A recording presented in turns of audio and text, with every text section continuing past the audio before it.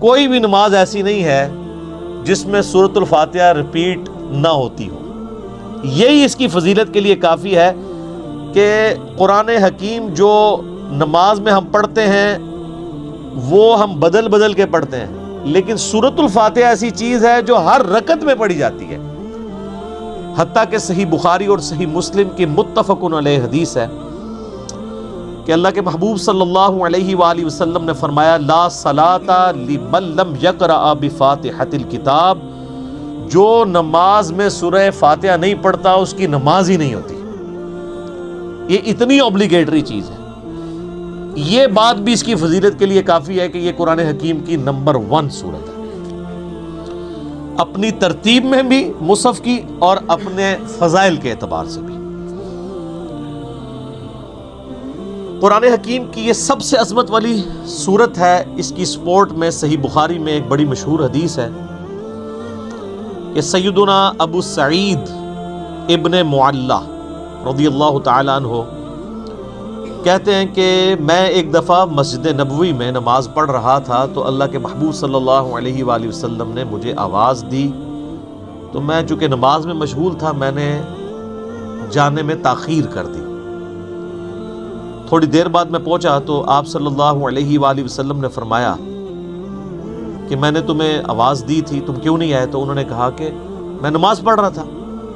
تو آپ صلی اللہ علیہ وآلہ وسلم نے فرمایا کیا تم نے اللہ کا یہ حکم نہیں سنا؟ سورۃ الانفال کی آیت آپ نے پڑھی، استجیبوا للہ والرسول اذا دعاکم، جب اللہ اور اس کا رسول تمہیں پکاریں فوراً ان کی آواز پہ لبیک کہو. اس کائنات میں ایک ہی ہستی ایسی ہے مخلوقات میں کہ جو اگر عین نماز کی حالت میں بھی کسی کو بلائیں تو نماز توڑ کر نہیں، نماز چھوڑ کر اسی حالت میں ان کی خدمت میں حاضر ہونا یہ فرض ہے، سورۃ الانفال کی اس آیت کے تحت اور بخاری کی اس حدیث کے تحت. اور وہ امام اعظم محمد رسول اللہ صلی اللہ علیہ وآلہ وسلم کی مبارک ذات ہے. نماز توڑ کر نہیں، کیونکہ نبی علیہ السلام کی طرف جانا اللہ کے ایک حکم سے دوسرے حکم کی طرف جانا ہے. وہ جہاں پہ نماز اس نے چھوڑی ہوگی، اگر 1 رکعت پڑھی ہے، 2 پڑھی ہیں، 3 پڑھی ہیں، تو آ کر وہیں سے اپنی نماز شروع کرے گا، اس کی نماز ٹوٹے گی بھی نہیں. اس پہ اجماع امت ہے. بہرحال یہ جو ہمارے واعظین آئے دن کہانیاں کراتے رہتے ہیں کہ جی ماں آواز دے دے، باپ آواز دے دے، نماز توڑ دو، اس طرح کی کوئی حدیث نہیں ہے. البتہ یہ ضرور ہے کہ اگر زندگی موت کی کشمکش بن جائے، کوئی ایمرجنسی ہو جائے، تو آپ پھر نماز توڑ سکتے ہیں.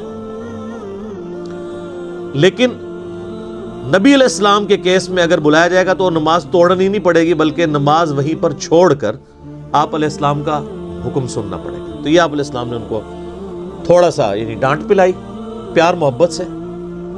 پھر آپ نے اس صحابی کا ہاتھ اپنے ہاتھوں میں پکڑا اور پھر فرمایا کہ میں اس مسجد سے باہر نکلنے سے پہلے تمہیں قرآن حکیم کی سب سے عظیم سورت سکھاؤں گا. آپ علیہ السلام کی عادت تھی کہ آپ اگر کسی کو تھوڑا سا بھی سختی سے پیش آتے تھے تو پھر اس کے ساتھ دل جوئی بھی فرماتے تھے. آپ ہاتھ پکڑے اور فرمایا کہ میں تمہیں نا ایک تحفہ دوں گا.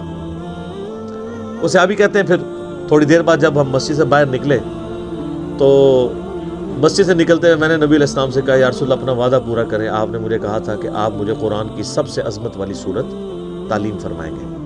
تو آپ علیہ السلام نے فرمایا کہ وہ سورت ہے الحمدللہ رب العالمین، یعنی سورۃ الفاتحہ.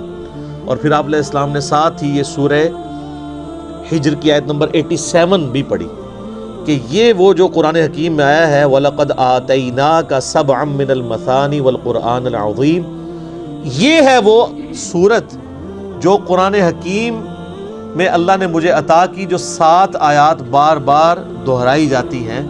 اور پھر آپ علیہ السلام کے بخاری میں الفاظ ہیں یہ ام الکتاب ہے، یہ قرآن کی ماں ہے، قرآن کی جڑ اس میں ہے، اسی سے پورے قرآن کا درخت نکل رہا ہے. فاتحہ بھی ہے، ام الکتاب بھی ہے، اور یہ وہ 7 آیات ہیں جو سورہ ہجر میں آئی ہیں. تو سورہ ہجر کی اس آیت کے کانٹیکسٹ میں کتاب التفسیر چیپٹر میں امام بخاری اس حدیث کو لے کر آئے ہیں.